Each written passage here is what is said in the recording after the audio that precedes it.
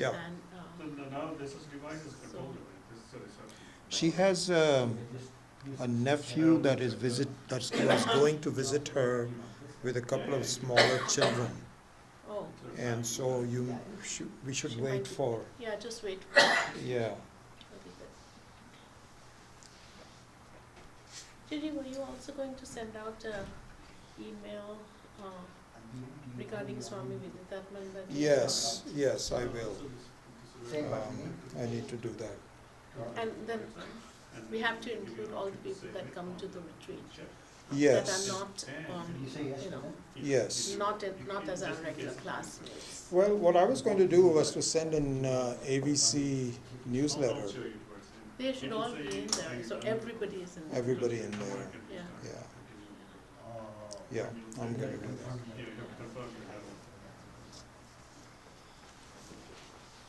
Swamiji sent a email to Swami Advayananda also. Oh, okay. And he copied me in saying that I've decided not to come to the West Coast at all. No, that's fine. I'm going to check on my own. Yeah. Thank you. Okay, shall we start?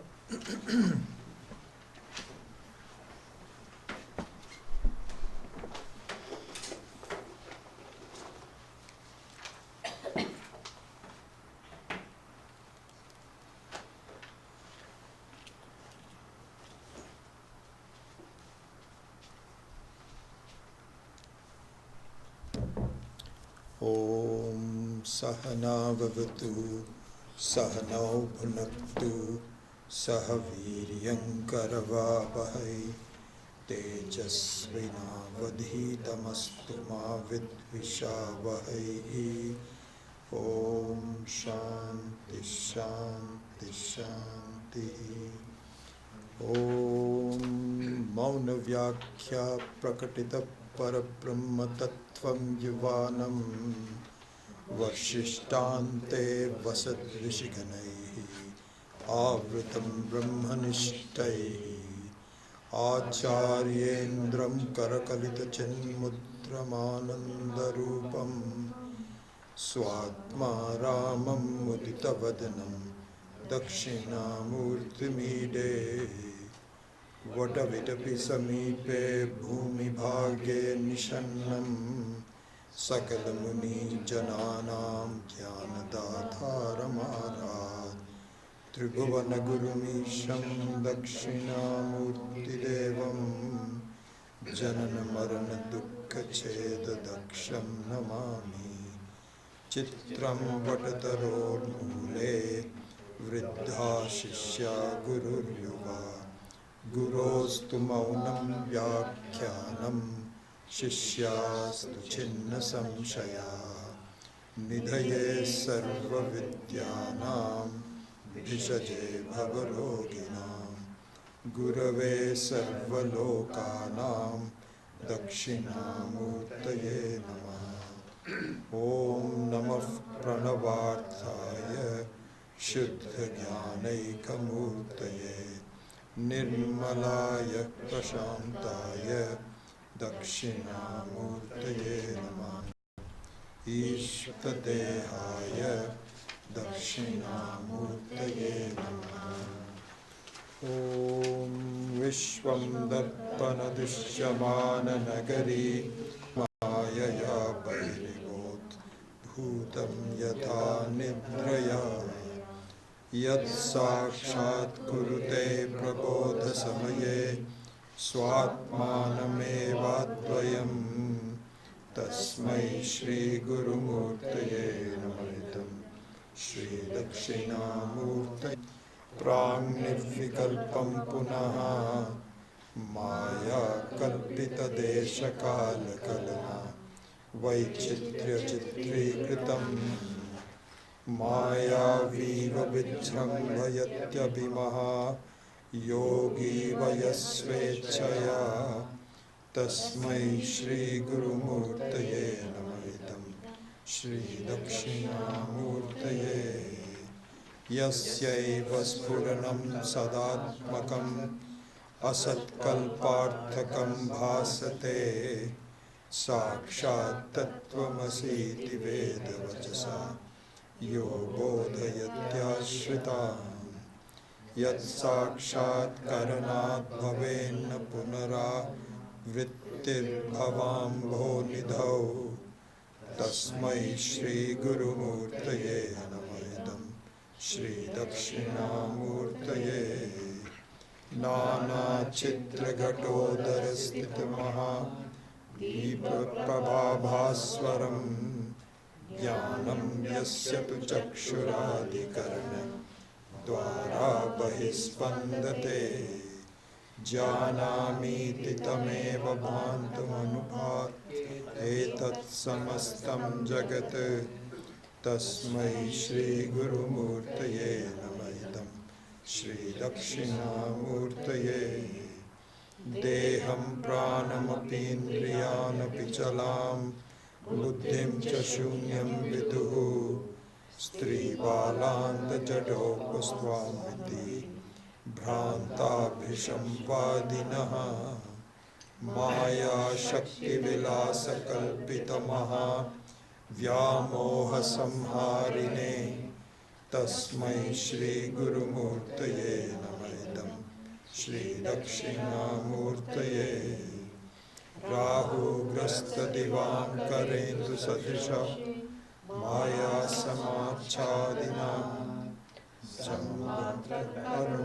संहारणतो यो भूत्सुषुप्तः पुमान् प्रागस्वाप्समिति प्रबोधसमये यः प्रत्यभिज्ञायते तस्मै श्रीगुरुमूर्तये नमः इदं श्रीदक्षिणामूर्तये बाल्यादिषु अपि जाग्रदादिषु तथा सर्वास्वस्थास्वपि व्यावृत्तास्वनुवर्तमानमहमित्यन्तःस्फुरन्तं सदा स्वात्मानं प्रकटीकरोति भजतां यो मुद्रया भद्रया तस्मै श्रीगुरुमूर्तये नमः इदं श्रीदक्षिणामूर्तये विश्वं पश्यति कार्यकारणतया स्वस्वामी सम्बन्धतः शिष्याचार्यतया तथैव पुत्राध्यात्मना भेदतः स्वप्ने जागृति वा य एष पुरुषो मायापरिभ्रामितः तस्मै श्रीगुरुमूर्तये नमः इदं श्रीदक्षिणामूर्तये भूरम्भांस्य नलो नीलो अम्बर्वहर्नार्थो हिमांशुः पुमान् इत्याभाति चराचरात्मकमिदं यस्यैव मूर्त्यष्टकं नान्यत् किञ्चिन विद्यते विमृशतां यस्मात् परस्मात् विभोः तस्मै श्रीगुरुमूर्तये नमः इदं श्रीदक्षिणामूर्तये सर्वात्मत्वमिति स्फुटीकृतमिदं यस्मादमुष्मिंस्तवे तेनास्य श्रवणात् तदर्थमन्नात् ध्यानात् च संकीर्तनात् सर्वात्मत्वमहाविभूतिसहितं स्यादीश्वरत्वं स्वतः सिद्ध्येत्तत्पुनरष्टधा परिणतं चैश्वर्यमव्याहतम्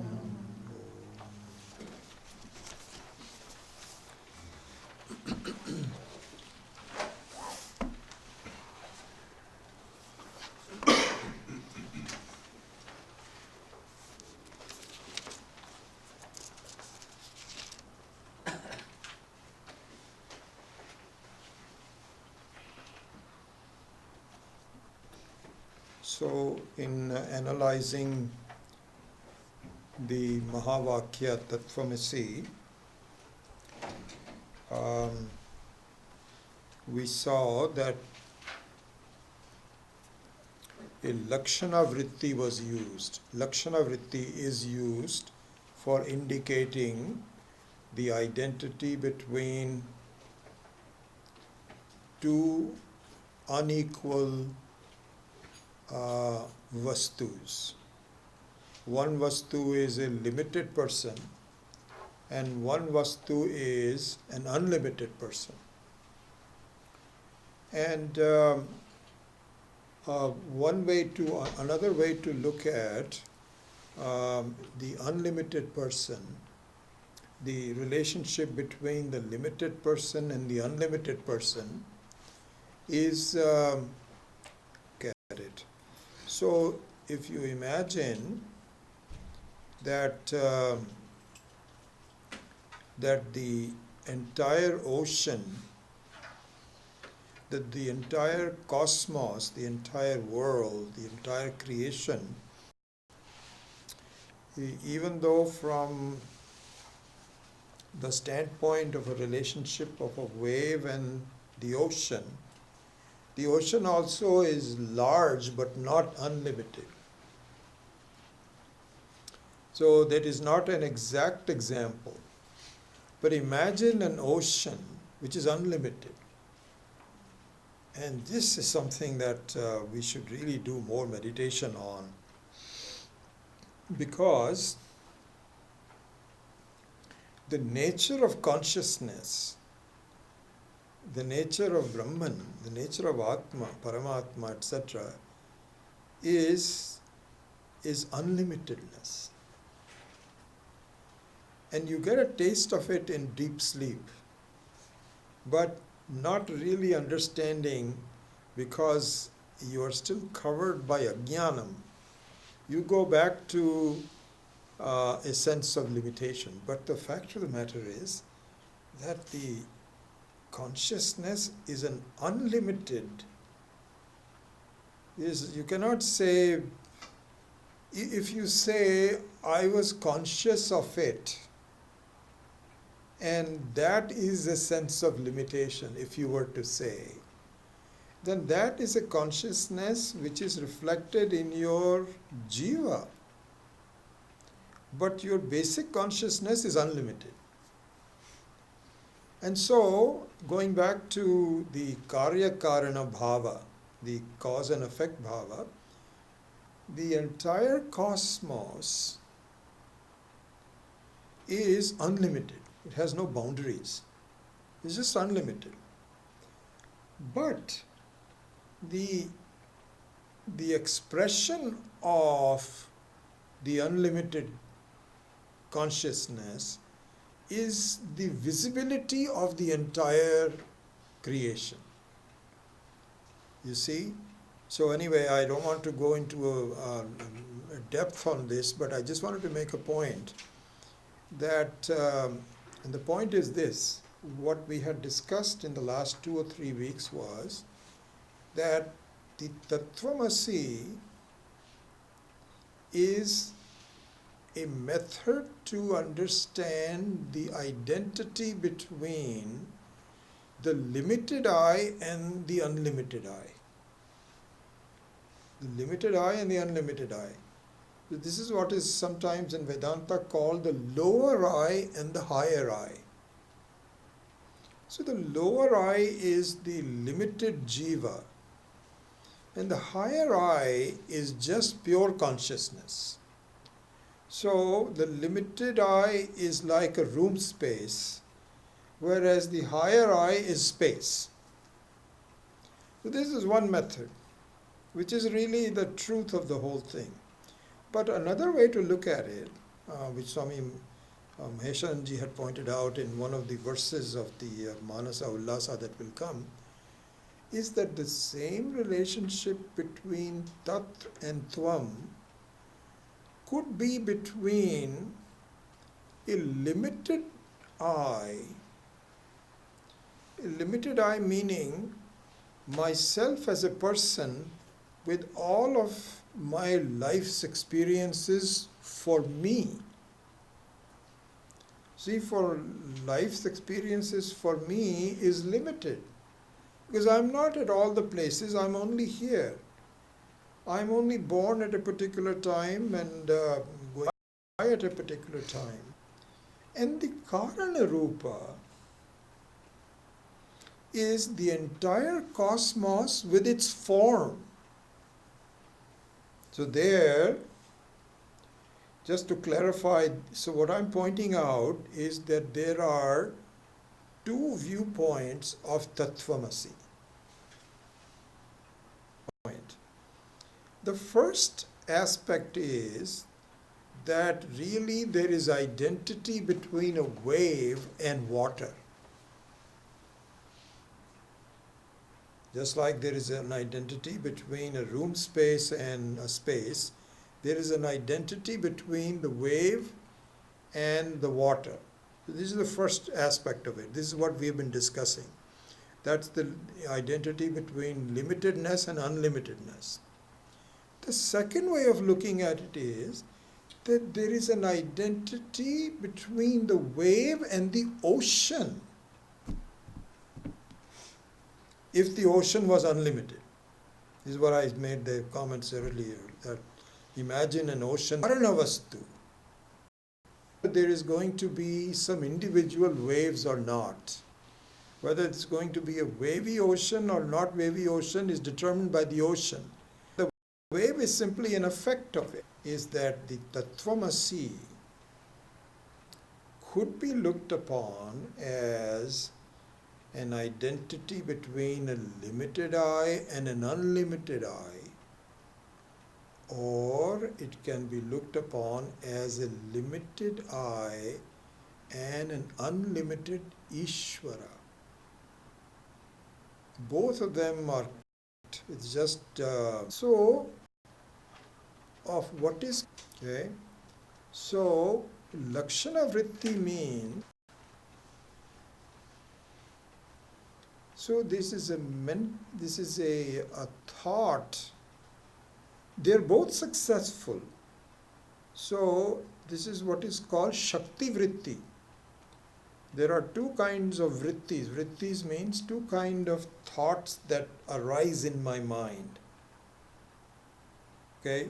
So one thought of is what is called Shakti Vritti. Shakti Vritti means direct indication. Like if I introduce someone, you know, that this is my friend whose name is such and such. So this is called Shakti Vritti. You can say, oh, this is your friend such and such. But suppose I say, suppose you and I know each other, and you know that I don't have any brothers and sisters. Let's assume for a minute. Okay? You know that. Now if an older friend comes in and I introduce him as my older brother, I want you to meet my older brother. This is what is called Lakshana Vritti. This is not Shakti Vritti. So what it means is, but you also understand what I'm saying. What you understand by my Lakshana Vritti is that I have a lot of respect for this gentleman. He's like a wise person that I follow, like we follow our older brothers. So when I say he's my older brother, you don't literally know, because you know that I don't have any older brother. Then you will understand what my sentiments are. So this is what is called Lakshana Vritti. Okay? Now, in the case of introducing a new person, I have a choice. Well, I can use either a Shakti Vritti or a Lakshana Vritti. I can say, this is my friend, Mr. So-and-so.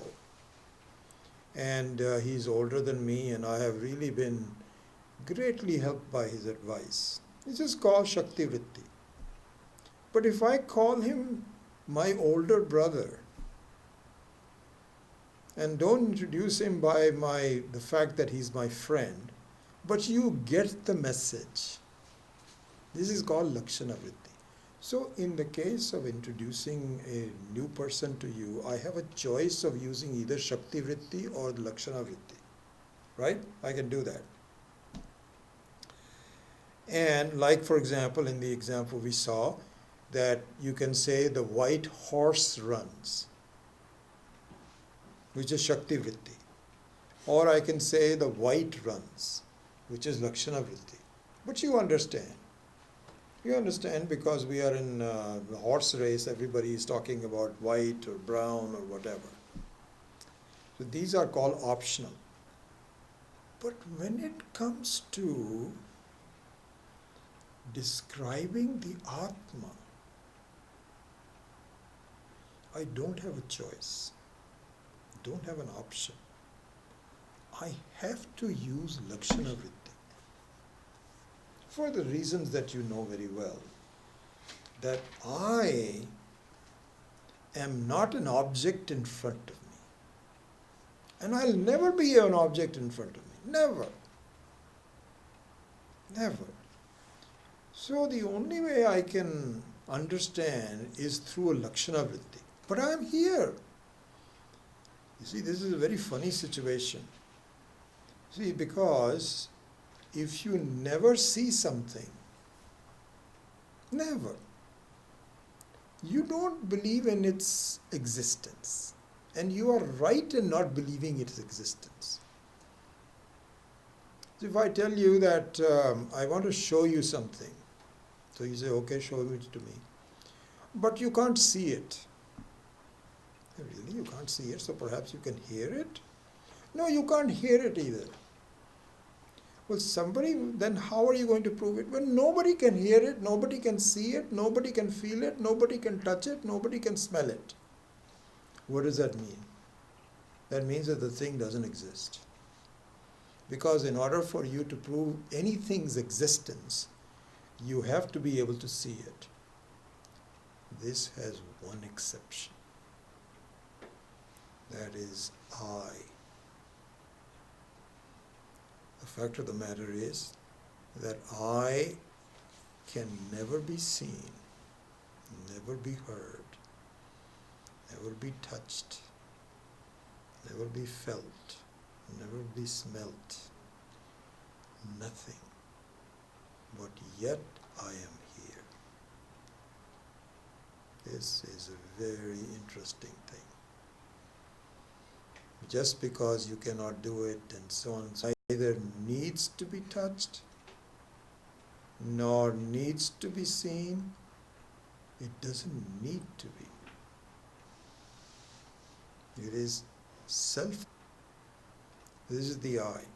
Anyway, going back to the thing that because you cannot see it and touch it and so on, you have to use a Lakshana Vritti and be persuaded with the help of a Lakshana Vritti. Lakshana Vritti is possible because an understanding is possible without Shakti Vritti. Just like saying, this is my older brother, by implication. So implied understanding is possible and therefore Lakshana Vritti is possible. And in the case of pointing out the I, the Atma, Lakshana Vritti is the only one that will work. That is the point. The topic of what kind of Lakshana Vritti. So this is a little bit more advanced class, so we are going into some more detail on this one. So the Lakshana Vritti, the types we saw last week. And just as a reminder, there are 3 types of Lakshana Vrittis. One is called Jahat, one is called Ajahat, and the third one is called Jahat, Ajahat or Bhagatyaga Lakshana. Right? So the example of Jahat was, there is a village on the Ganges. And this is very effective in making one understand where the village is. Say, I come from a village which is on the Ganga. And you nod your head and he says, oh, okay, where on Ganga? And he say it is near Haridwar. Okay. All this time, you don't say that the village is floating on the water of Ganga. No. So in this type of vritti, what has to happen is that the entire Ganga, when I say the village on the Ganga, the entire Ganga is eliminated. And in its place, a replacement is put on to make the understanding solid, isn't it? So there, that means the replacement is what? The banks of the Ganga, nearness of the Ganga, nearness of the Ganga. This is the replacement. So this is called Jahat Lakshana. Then we have Ajahat Lakshana, where I say the white runs. Here, not something is eliminated, but something is added. The white is kept, but you add horse to it to complete the meaning, isn't it? So the white runs is a type of an Ajahat Lakshana, where something is added, but the original constituents are still kept, which is white. The white color is kept. This is called Ajahat Lakshana. And the third type of Lakshana was that this gentleman who is selling cigarettes, or I forget which one I used, in New Delhi, ice cream in the streets of New Delhi, is the same guy who was a mill owner in Lahore.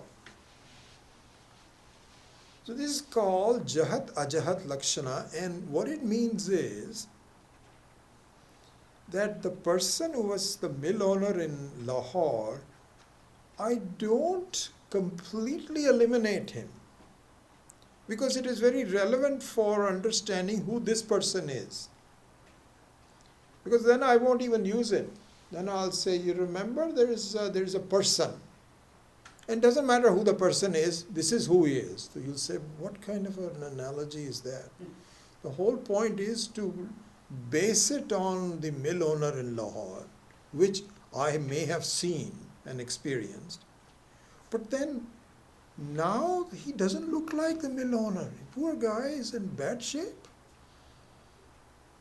He's not making much money, and his clothes are different, and he's disheveled and a completely different person. But you have to eliminate that part of it. And then a person which is common between them is to be kept. So this is called Jahat Ajahat Lakshana. Now let us finish this topic in talking about the Atma. Okay? So now let's look at it. So in looking at Atma,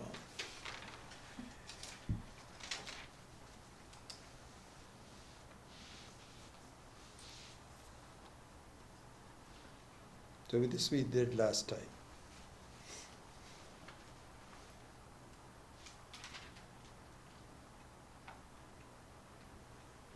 So there we now Atma and Paramatma. So the Jivatma is Tvam-pada, that has three qualities. One is Aparoksha, means very near. No, in fact, Aparoksha. This is why this beautiful word is used. It is called not away.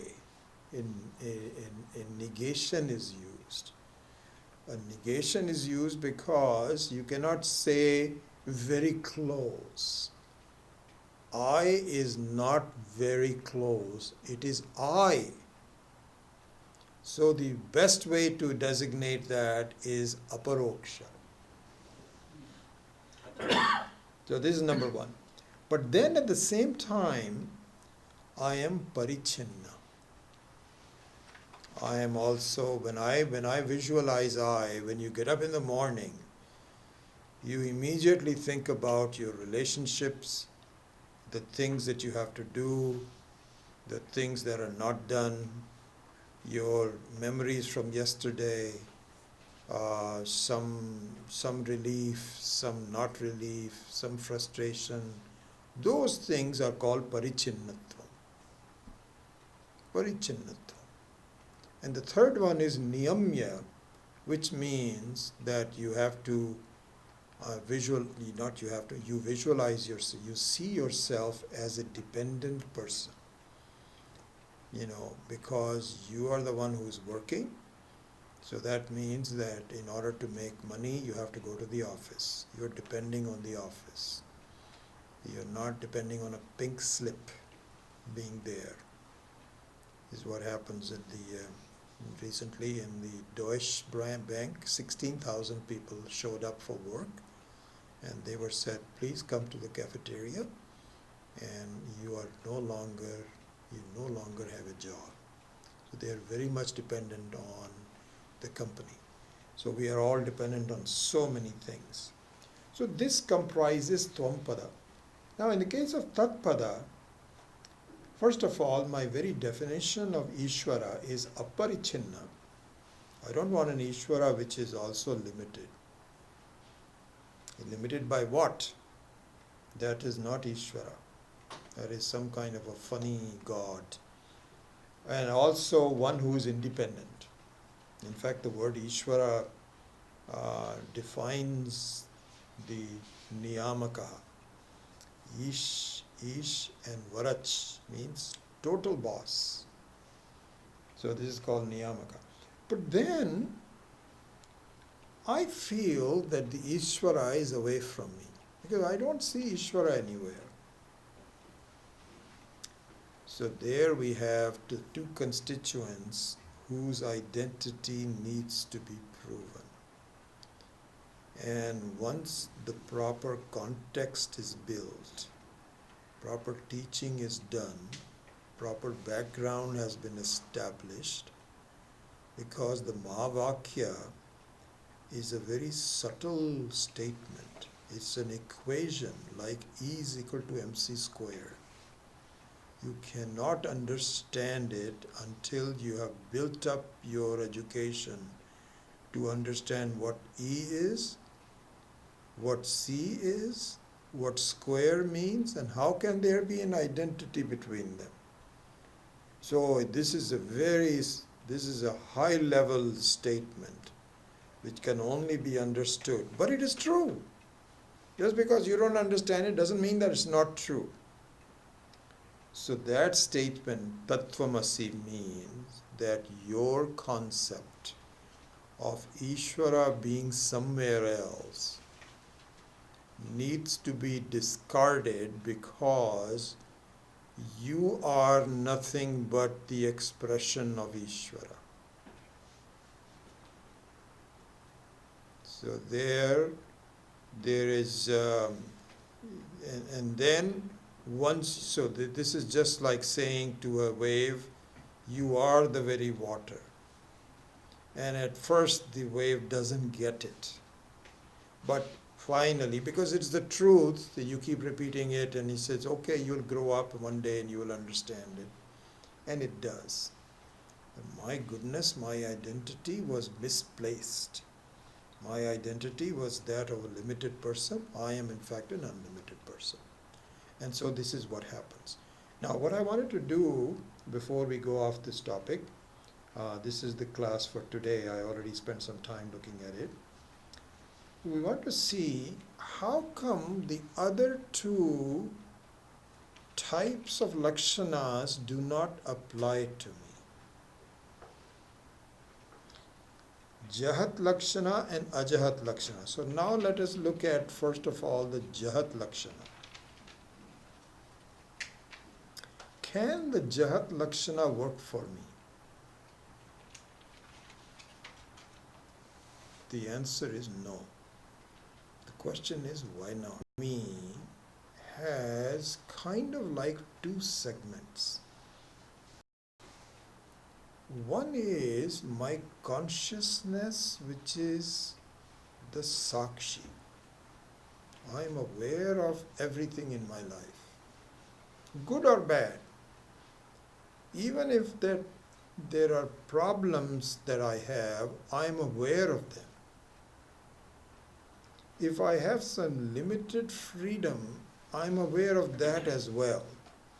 It doesn't matter, good or bad, I am aware of it. This is the Chaitanya Swarupa that all of us have.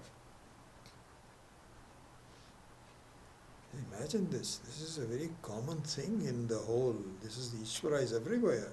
And that consciousness, that awareness, that ability to know and to be a witness was not discovered by you. It was not discovered, not invented by you, not preserved by you. And it cannot be eliminated. You are the very consciousness. Any person that is born, even a bug that is born into consciousness. The bug is also aware that I am a bug,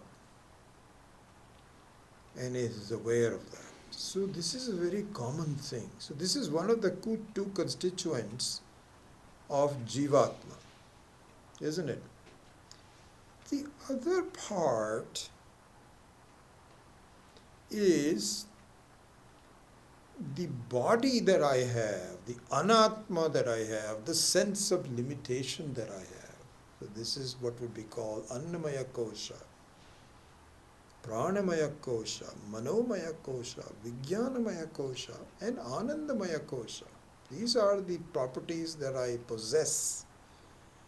I have the property of being a Sakshi, and I have the property of something that I am aware of that belongs to me. These are the two constituents of Jivatma. Now, given that these are the two constituents of the Jivatma, can you use Jahat Lakshana?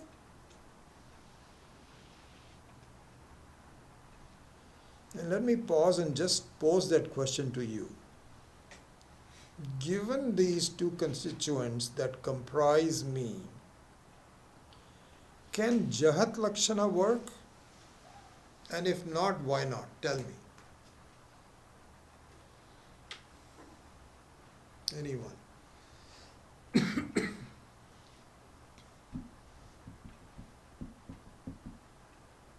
Because too identified with it. because something has to be removed. Yeah. If you remove both of them, you are removing both, you're throwing the baby with the bathwater. Your Sakshitam will also go, and your sense of limitation will also go.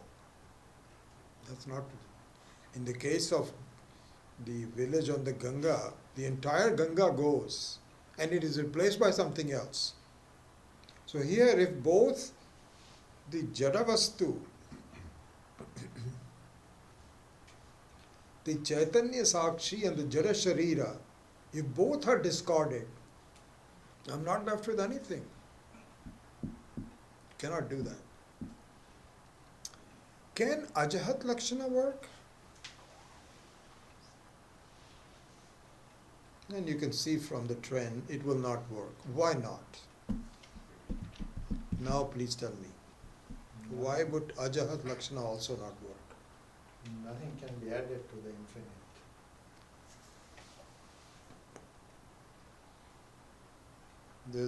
There's a better reason than that. Think about it. That means the two ingredients of Jivatma, which is the Chaitanya Sakshi and a limited Sharira, both will have to be kept.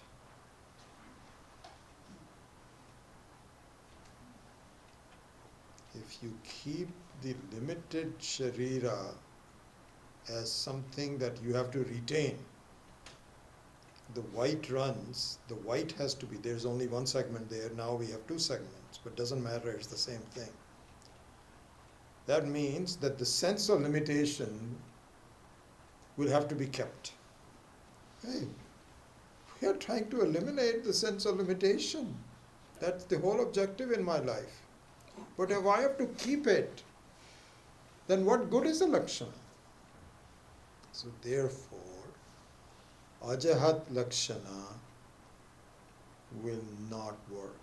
So the only Lakshana that will work is something is kept and something is discarded. Like in the case of the person who was both, he's the same person in that example. Same person who was in Lahore is the same person that you see now. So that person is retained. But the qualities of the two places are removed. So therefore here we can say that the Chaitanya is retained and the Jada Sharira is discarded. And in the case of Paramatma, the entire Niyamaka, the fact that Ishvara has got a big job in maintaining the whole world, that means information has to be kept in the cloud forever. You cannot run out of storage space, because here Google and Microsoft and so on, they give us lots of storage space, but one day they'll say, guys, this is too much, you better start paying. No such thing. Ishvara's cloud space, and imagine, each one of us has had an unlimited number of lives. And in those lives, there's been an unlimited number of karmas done. An unlimited number of punya and papa that have to be accounted for, kept. Because there is no forgetfulness. There is no forgetfulness. Swami Dayananji used to make a joke of this, our famous arati. The tan man dhan sab tera, you know. And so Ishvara said he had this accountant sitting next to him. And so these people are all playing. So, you know, oh Lord, my body, my mind, it's not mine, it is yours. Just take it. So the Ishvara told him, make a note of that, okay? So he says, yes sir. His name is Chandragupta. Chandragupta is the cosmic CPA. He keeps track of everything. Then the next day, the same arati is given. Tan man dhan tera. Ishvara said, I'm getting old. Didn't he already give me the body yesterday? So how can he now give me a body which no longer belongs to him because he's already given it to me yesterday? So he cannot make a mistake. And so even the arati which is not done pure, you don't really mean it. Because if you mean it, the moment you say the arati, you'll die. Your tan, man, dhan will all go. It cannot be. So he knows what he really sort of means. It's not ready yet, but he wants to give it. Anyway, so this is the unlimited nature of Ishvara, which very thankfully you and I don't have to worry about. I remember that, I think I was telling you this, that there was one time in a satsang in Piercy. Satsangs were so beautiful, especially when you have been studying Vedanta for a while and some new people come in and they ask all these nice, fundamental, silly questions. And then you say, oh, I already know the answer to that. Let me see what Swamiji says about this. So in one of those satsangs, there was this woman who said, Swamiji, I cannot be like what you are. So, you know, everybody has this kind of this is a question, but it's done in the form of a statement. No, I can't do what you've achieved. So Swamiji said, why not? Why, what's your problem? So he says, Swamiji, you are a free person. You don't have any family. You can go anywhere you want. Do you know I have 3 kids? 3, 6 and 9.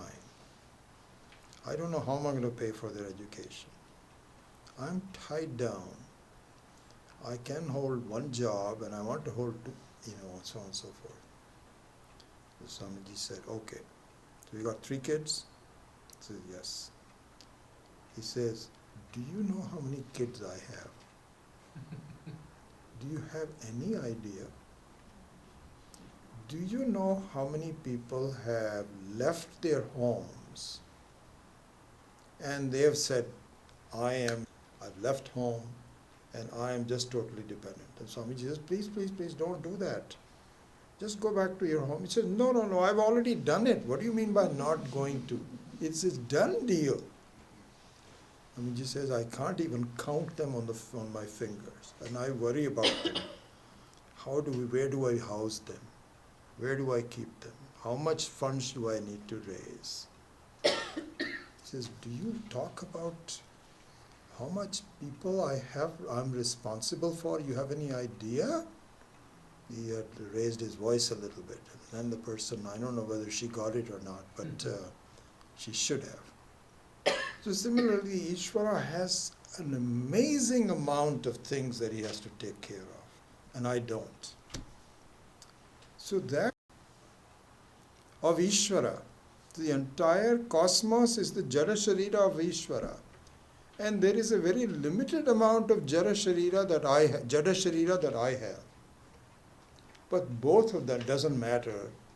That is very much like the mill ownership in Lahore and the ice cream shop. Doesn't matter. What we are looking for is the person for both of them is the same. So therefore, to summarize, that the Bhagatyaga Lakshana, Jahat Ajahat Lakshana, without the proper down.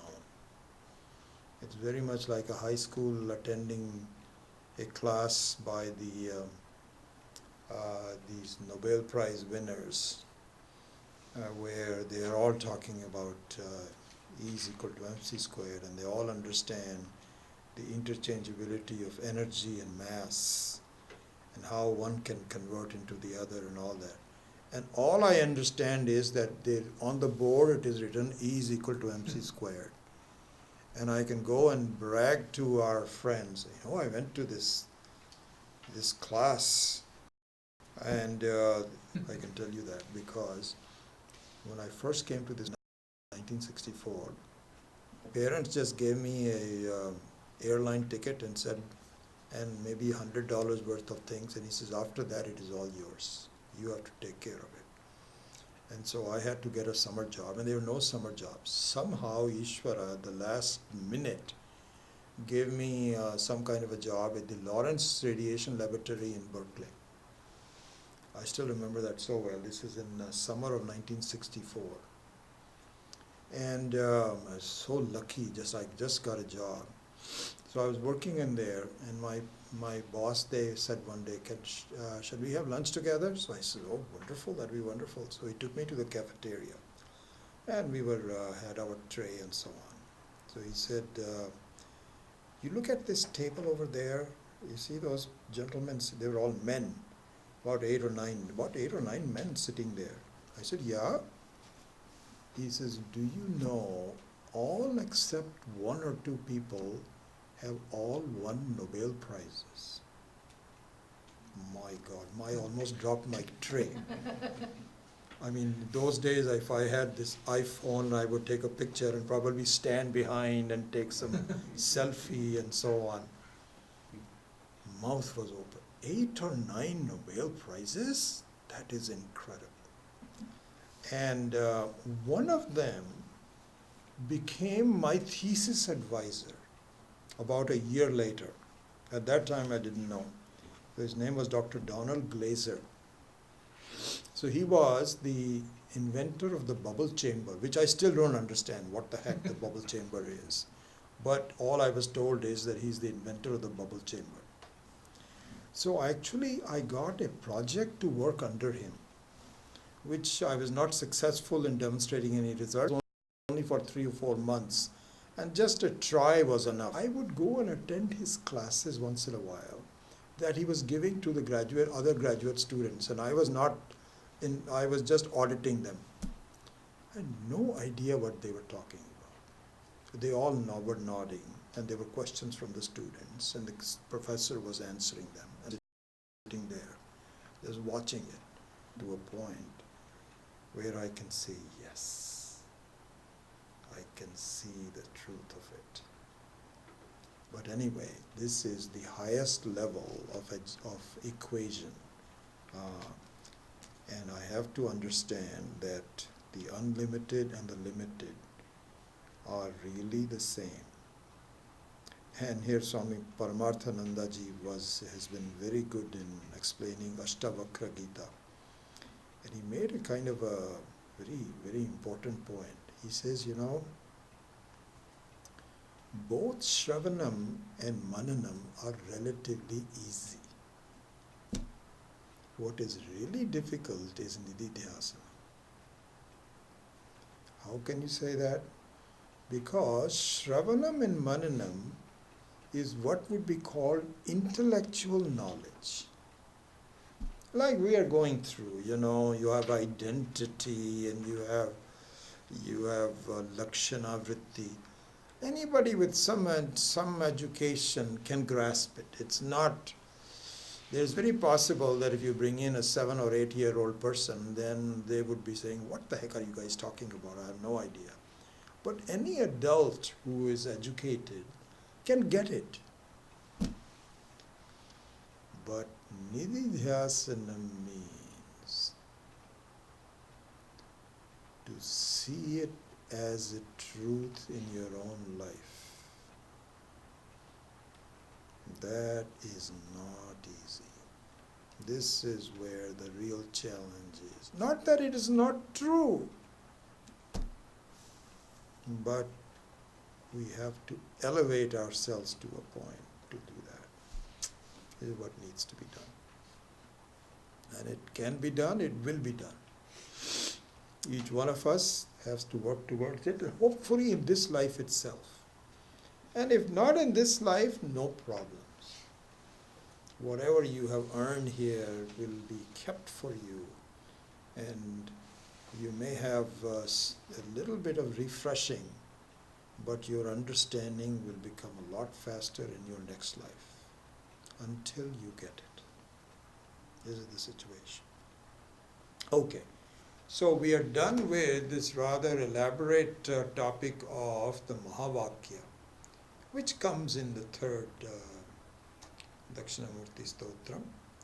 Yasya Spuranam Sadatmakam Asatkalpartakam Bhasate Sakshat Tattvamasi Veda Vachasa Yo Bodhayati Ashrayan Yad Sakshat Karanat Bhavenna Bhavam Vidho Nidhau Tasmai Shri Guru Murti. So that means that Bhavam Vidhau, the last part of it, number 3, actually there's a lot. What I'd like to do is to probably just even finish today's, the third verse, which is not done yet. But anyway, I think that I'll just summarize it today. So, Bhavam Bhavanidha, Bhava means a sense of change. It's called Bhava. So, Bhava means that a life, so what it means is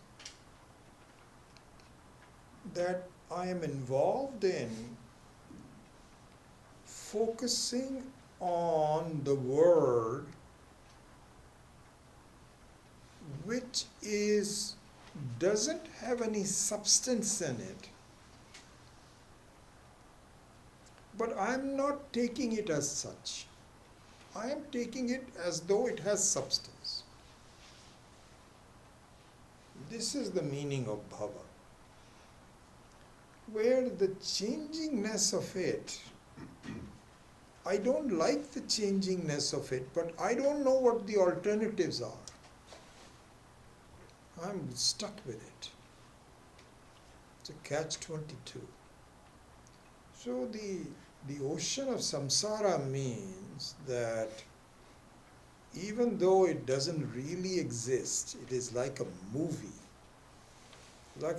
screen where there is no reality to it, but I am just so involved in watching this movie of life that I can't go beyond it and understand what is the reality behind it. So this is called the bhava on the bhava aspect of it.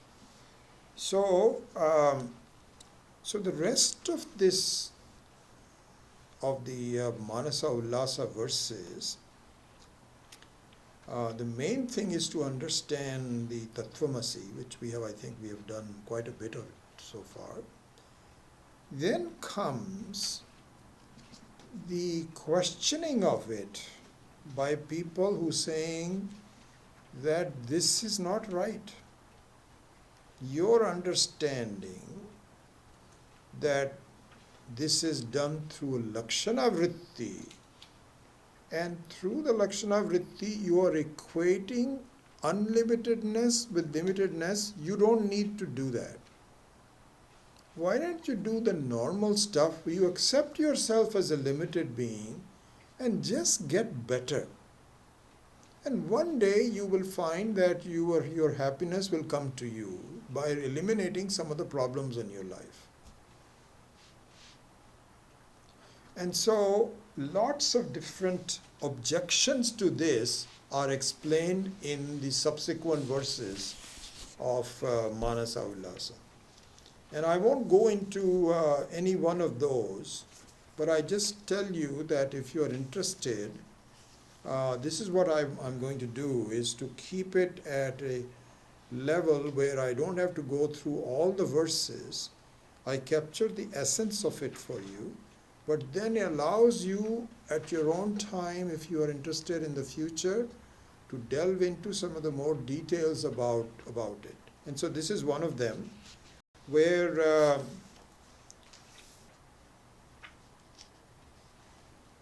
is done up to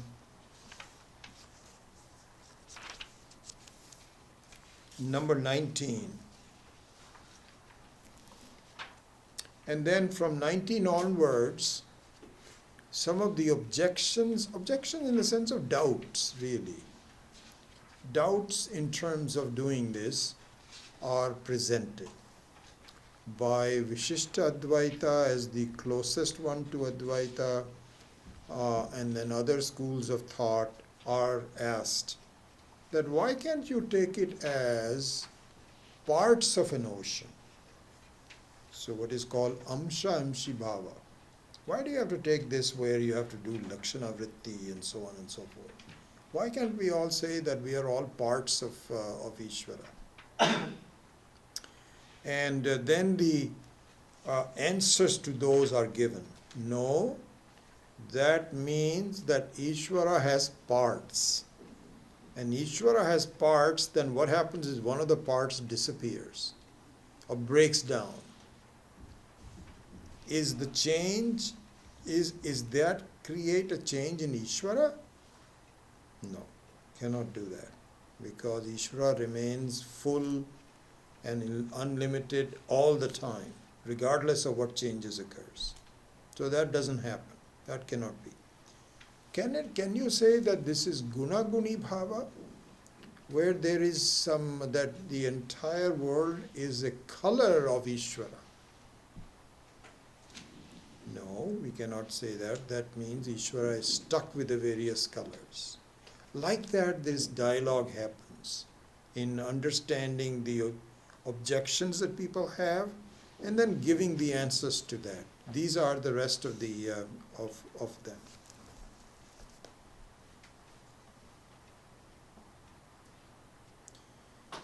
And ultimately, in giving the answers, what is given is the idea of something which is there in all of us but appears differently because of the upadhis. This is the explanation of how you can appear to be limited. So very much like that the space can be seen to be a small room, or it can be seen to be a bigger room, or it can be seen to be a hall. Same space can appear to be different. So there are explanations here that the same Atma may appear to be made to look like different by Annamaya Kosha. Annamaya Kosha means the body, the gross body. So the same, it could be a human body, it could be an elephant, it could be a snake, it could be an ant. It is the same, just like you have different kind of room sizes, it is the same Atma that is looked like different bodies. It's the same Atma. Here, just as a footprint, as a footnote rather, not footprint, but as a footnote, you'd be aware that Jainism, the Jains, believe that everyone has a different Atma. Just to give you an idea how different they are. Jains are wonderful people. They are very, very pious and very, very kind-hearted, and also they don't want to hurt anybody. Why? That's why they wear these, things on the mouth and so on and so forth. They're wonderful people, but they don't believe in the Vedas. They're one of the, and there are lots of other ones also. I'm just picking that out because I just happen to know that, and I've had some discussions with people, that they think that every Atma is different. There's an elephant Atma and there's a big Atma. And an ant Atma is a very small Atma. We say it is the same Atma which is done by the upadhi. The upadhis are different, the Atma is not different. Upadhi meaning any factor that makes the Atma look different is called upadhi. So the walls make the space look different.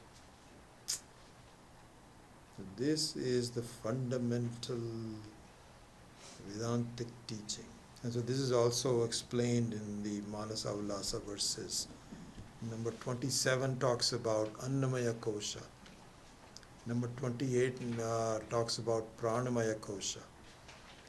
Number 29 talks about Vijnanamaya Kosha. It's called Vijnanamaya Kosha. And finally, Anandamaya Kosha. So Anandamaya Kosha is not Ananda. It is a reflection of Ananda in the mind. So this is what causes us to feel, I am very happy. I am unhappy. I am reasonably happy. I'm excited. Different forms of, this is what we studied in the Taittiriya Upanishad. So Mayat means a modification, means a reflection. It's not Ananda. Ananda means that I am and I am totally free. I'm peaceful and I don't have any expression. We'll go into that in much more detail later on. So So this is what is called that the aparichinnam. See, if we go back to last Indian. So the aparichinnam appears to be parichinnam. See? So that's all that it is. So the Ishvara, the Jiva is nothing but an expression of Ishvara, not separate from Ishvara. And so as we progress in this teaching, the thing that we must aspire to is to feel that myself, my thoughts, my actions, my aspirations are all given by Ishvara. I am nothing but an expression of the Ishvara. In fact, we talk about avatara. Krishna and Rama are the avatars of Ishvara, of Vishnu avatars. The fact of the matter is, all of us are the avatars of Ishvara. Any expression of Ishvara is nothing but an avatara. The avatara means the one that descends. So the descending is appropriate for us because that means that I am not aware of my higher nature. So when an ocean becomes a wave, and if the ocean has consciousness, unfortunately it's possibility that the wave will have wave consciousness. So the wave consciousness is the avatara of the ocean. And quite frankly, the only thing that the difference between Rama and Krishna and you and I is that our avataratvam, our sense of being avatars, is dictated by our past karmas. We are really limited by who we used to be, and we are today as a result of who we used to be. Whereas in the case of Rama and Krishna, they are not limited by any karmas. They were specifically instructed by Ishvara to go correct some things, to be an example to people. But as they became avatars, they were no different than you and I. Their bodies were very similar to you and I. Their sense of who they were educated very quickly. So Rama, when he was born, he was also totally, it's not as though as a baby he knew I am Ishvara. He didn't. His teacher was Vashishta. And the Vashishta actually taught him, but he was so ready that the moment the teacher pointed out Tattvamasi, he says, "Oh my God, you're right." So they became self-aware as an avatara. And then as an avatara, because of their prarabdha karma, they also had to go through a lot of problems. This is also to show the prarabdha karma. They also have physical bodies, they also have to go through diseases and so on. It is just that they are not upset by it, as you and I would be. And that avataratvam is also to show that problems in our life don't have to completely engulf us. It is possible to overcome them. It is just, it is not something that is going to determine my future. They'll come and go.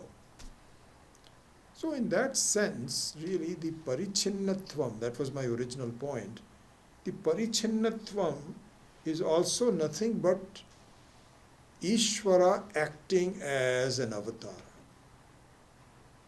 And this is what the progress in my life is. I don't look upon Ishvara as something remote, you see. So the parokshata, see, just to close off this topic, the parokshata of Ishvara has to go. And the aparokshata of the jiva as an avatara of Ishvara has to be very clearly seen. And when that happens, then the identity between the two is very close to being clear. This is the meaning of the nididhyasana that we have to do. So anyway, so this is the rest of the Manasa Ullasa, which you can read on your own, and then starting with verse number 35 of the Manasa Ullasa. It only goes up to 39, so up to 35.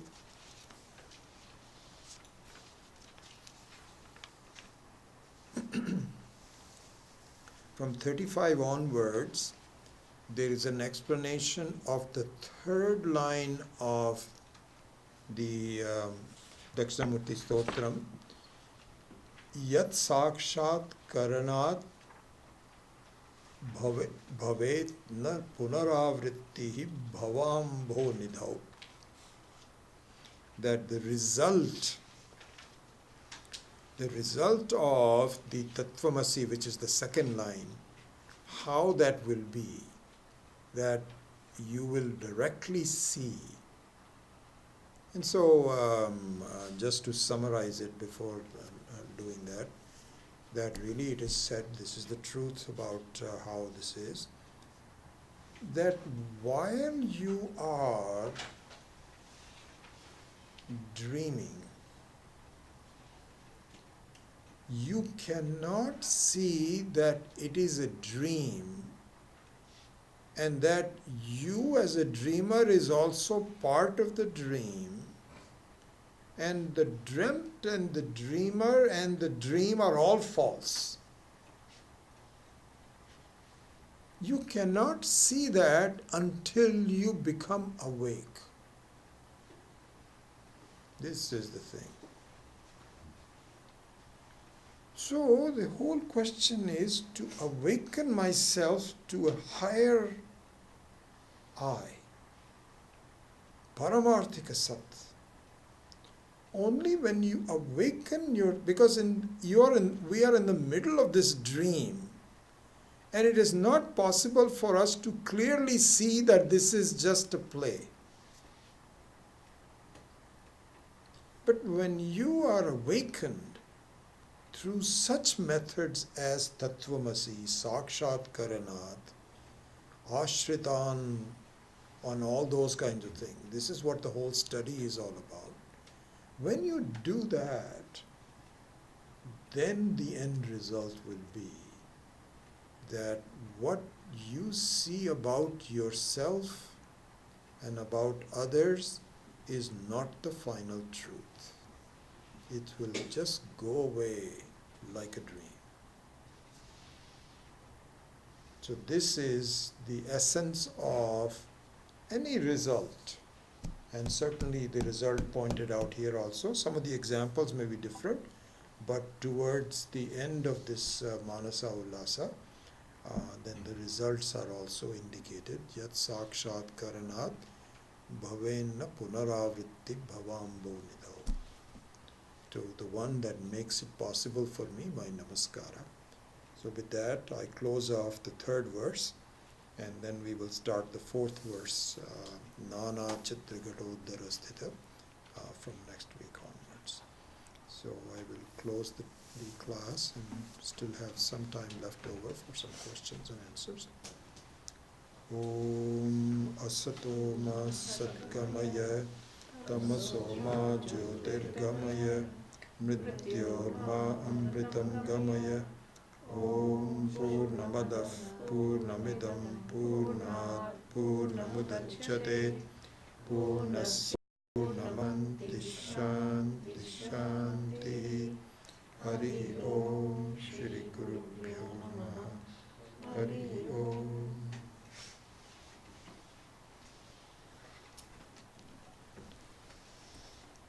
Okay. I have one question. Yeah. Maybe I just misunderstood this, but when you were talking of the avtaras, you said the only difference between them as an expression of Ishvara and us is that we are born because of our previous karmas. Correct. And we come with, prarabdha karmas. Yeah. But then you also said that they also come with prarabdha karmas. So where do they come from? Yeah, that's an interesting point. When I was saying it, I also said that. So the only thing you can see this Nitma is injected by Ishvara for teaching us some lessons. Just like they themselves are, it is formulated for them. They don't have a real history, but they are formulated in terms of having both sukha dukkha, so that we can also see, Learn from them. learn from them. So, it's a simulated prarabdha karma. So to call it prarabdha means that having already simulated that, the Ishvara said that you have to go through real dukkha. You see, this is the same thing which we sometimes ask, that couldn't Ishvara make this life, less dukkha, where these 3 people don't have to be killed in garlic festival, and there is evil and so on. Why didn't you have to, is it not avoidable? And it is not. Because there has to be a sense of reality for the whole thing to come about. And so similarly there also the sense of reality for Rama is to be injected into it, where he has to lose Sita. On one day he is going to be coronated, and the next day he is told you have to be in the forest for 14 years. And how he gracefully accepted it. This was a lesson for us. Lakshmana didn't have that balance, so he was crestfallen. He was saying, no, we cannot do this. But a person whose mind is what's called samatva buddhi, can say it doesn't matter, so what? It is said it is really a fact that Isaac Newton was working on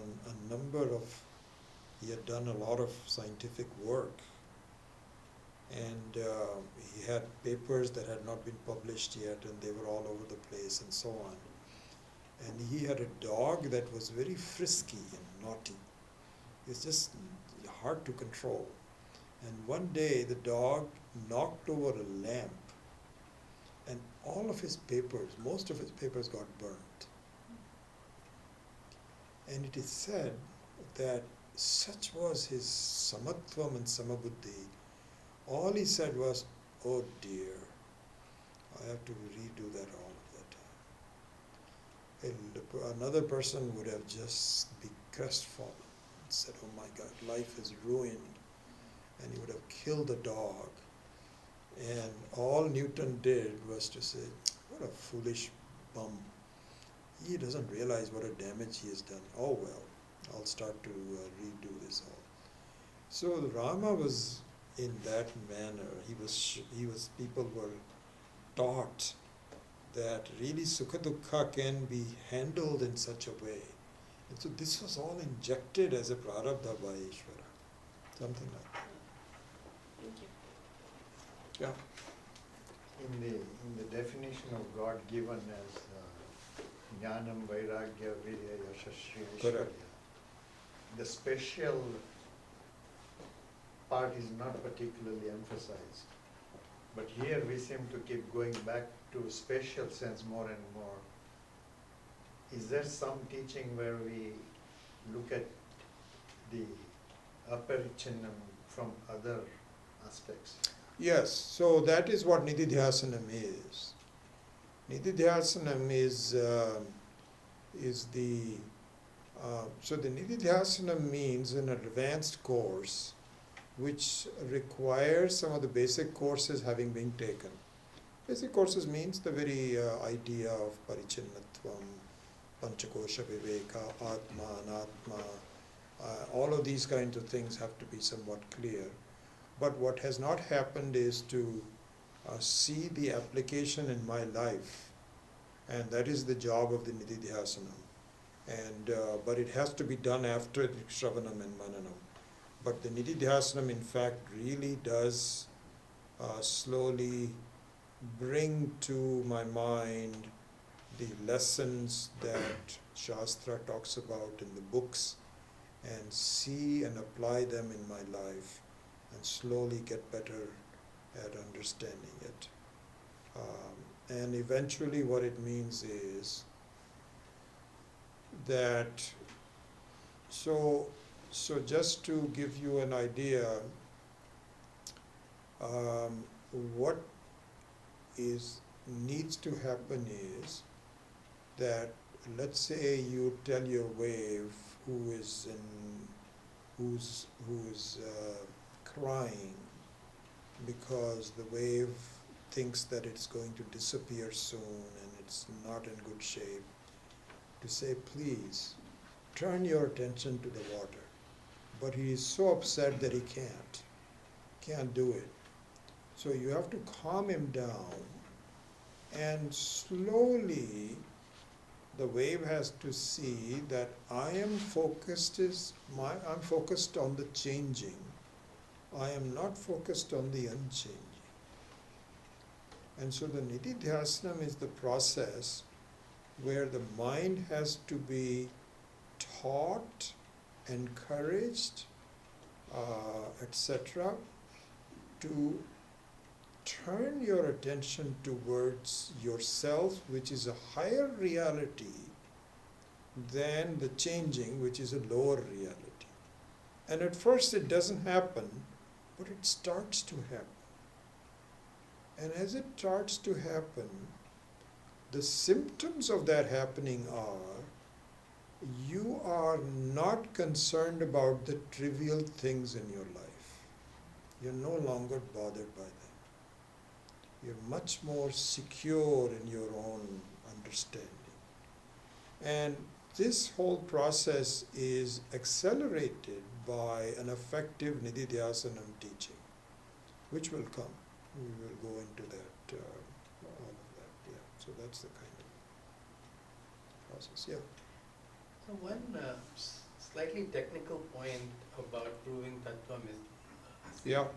so the way we did it by Dakshinamurthi, it seems that we are proving something that cannot be described through analogy, because there is no, it's beyond description, right? I've read that another way of doing something similar, which we do in Vedanta, is by contradiction. Not this, not this, not that. And you will come to the same conclusion. Is that a way to think of it? Or? No, it cannot be done, because you have to say, then if this is not the case, then what is? In other words, the presence of the Atma has to be inferred by the neti. But the understanding of the Atma has to be kept right on the neti, because and maybe what you are expressing may be similar to this, I'm not sure, but I just want to make sure of this. So when you are talking about not this, you should be sure that you don't end up in being shunya.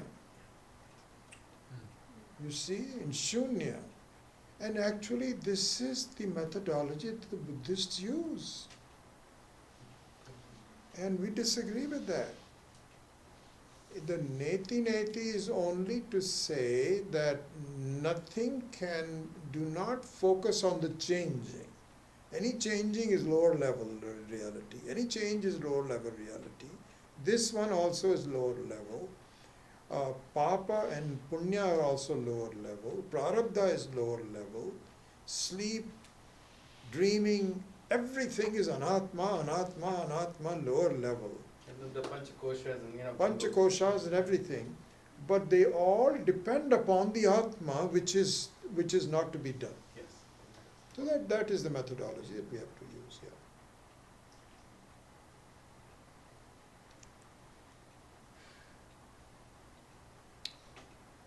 So we are 30% done. So we'll start with number 4. And I'll see that, I think I want to make sure that the conceptual essence of each one of these is discussed enough. And then, as I mentioned to you, if you want to get into more details, then you have the specific books of various swamis to work on. But we don't need to go through each and every verse of that. Otherwise, this course will take a much longer time. So it's more appropriate to make sure that we capture the fundamentals of it and then go on. So I feel sometimes bad that I have all these bunches of verses we did not do, because generally my thinking is to make sure that I cover everything, but I think this is the better way to do it. So